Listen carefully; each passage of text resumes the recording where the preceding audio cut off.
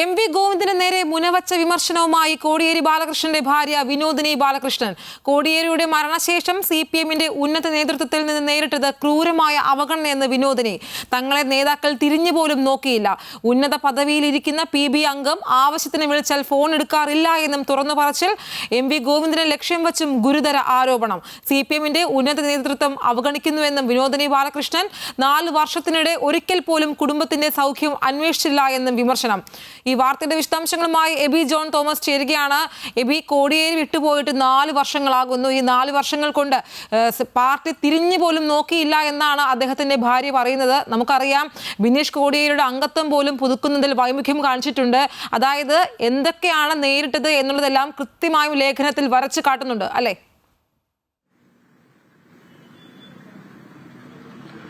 തീർച്ചയായും പച്ചക്കുതിരയിൽ ലേഖനത്തിലാണ് ഇത്തരത്തിലൊരു അഭിമുഖത്തിലാണ് ഇത്തരത്തിൽ ഗുരുതരമായിട്ടുള്ള ആരോപണങ്ങൾ CPM-ന്റെ നേതൃത്വത്തിനെതിരെ വിനോദിനി നടത്തിയിരിക്കുന്നത് എന്നുള്ളതാണ്.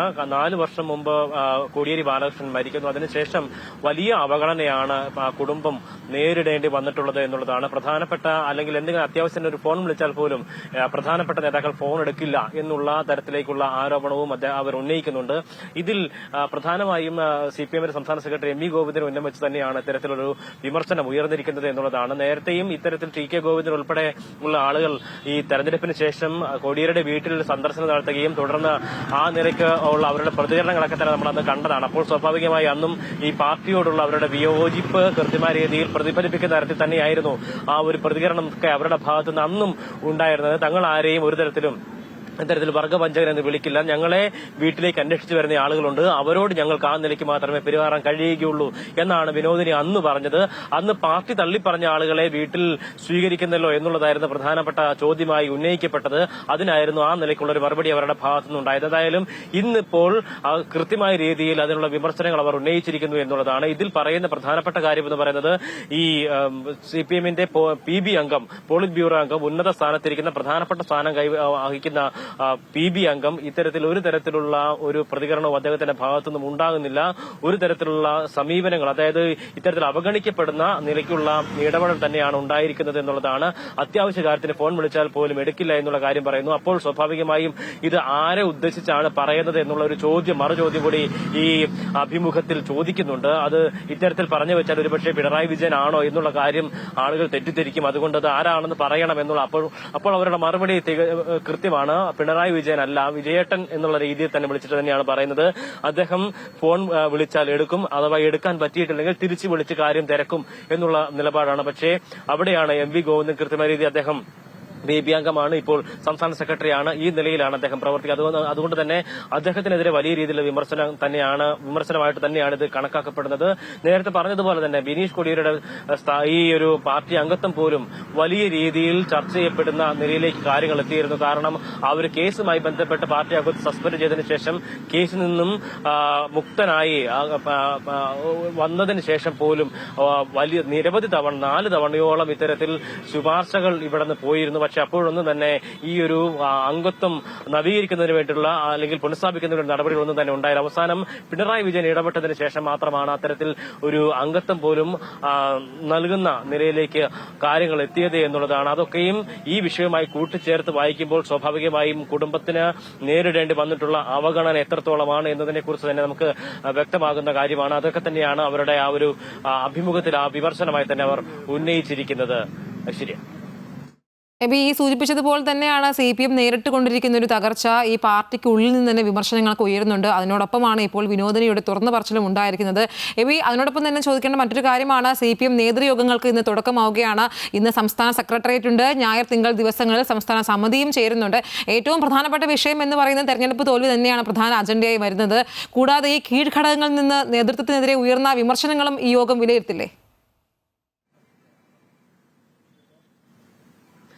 തീർച്ചയായും തെരഞ്ഞെടുപ്പുമായി ബന്ധപ്പെട്ട് തെരഞ്ഞെടുപ്പിൽ വലിയ രീതിയിലുള്ള പരാജയം ഏറ്റതിനു ശേഷം ഈ കീഴ്ഘടകങ്ങളുടെ ഉൾപ്പെടെ അഭിപ്രായങ്ങൾ തേടണം. എല്ലാവരും നിർഭയമായി തന്നെ മറുപടികൾ നൽകണം.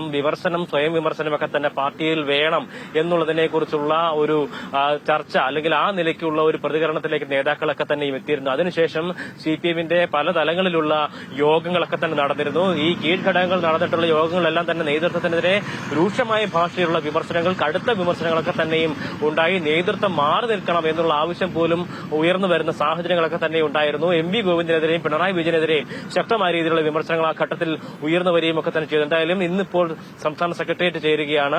അതിനുശേഷം ഞായർ തിങ്കൾ ദിവസങ്ങളിൽ കമ്മിറ്റിയും ഉണ്ടാകും. ഇതിലെല്ലാം തന്നെ പ്രധാനമായി തെരഞ്ഞെടുപ്പ് പരാജയവുമായി ബന്ധപ്പെട്ട കാര്യങ്ങൾ തന്നെയാവും മുഖ്യമായും ചർച്ചയ്ക്ക് വരിക. ഒപ്പം തന്നെ മറ്റൊരു പ്രധാനപ്പെട്ട വിഷയം എന്ന് പറയുന്നത് ഈ CPM-ഉം CPI തമ്മിൽ നിലനിൽക്കുന്ന ഇപ്പോഴത്തെ ഒരു തർക്കമാണ്. അത് പ്രതിപക്ഷ ഉപനേതാവ് പദവിയുമായി ബന്ധപ്പെട്ട തർക്കം തന്നെയാണ്. അതിൽ ശക്തമായിട്ടുള്ള ഒരു നിലപാട് CPI സ്വീകരിച്ചിരിക്കുന്നു. പക്ഷേ അതിനോട് വഴങ്ങേണ്ടതില്ല എന്നുള്ളൊരു നിലപാട് തന്നെയാണ് ഇപ്പോൾ CPM-ഉം സ്വീകരിച്ചിരിക്കുന്നത്. ഇതിൽ എന്തായാലും CPI നേതൃത്വം തന്നെയാണ് വലിയ രീതിയിൽ പ്രതിസന്ധിയിലായിരിക്കുന്നതെന്ന് പറയാതിരിക്കാൻ കഴിയില്ല. കാരണം ഈ കീഴ് വഴക്കങ്ങളൊക്കെ തന്നെയും ഉണ്ട്. അത് വെച്ച് പരിശോധിക്കുകയാണെങ്കിൽ കഴിഞ്ഞ കാലങ്ങളിലൊക്കെ തന്നെ ഉപ പദവി, അതായത് പ്രതിപക്ഷ ഉപനേതാവ് പദവി കൈകാര്യം ചെയ്തിരുന്നത് CPM തന്നെയായിരുന്നു. VS അച്യുതാനന്ദൻ പ്രതിപക്ഷ നേതാവായിരുന്ന ഘട്ടത്തിൽ കോടിയേരി ബാലകൃഷ്ണനായിരുന്നു ഉപനേതാവായിട്ടുണ്ടായിരുന്നത്.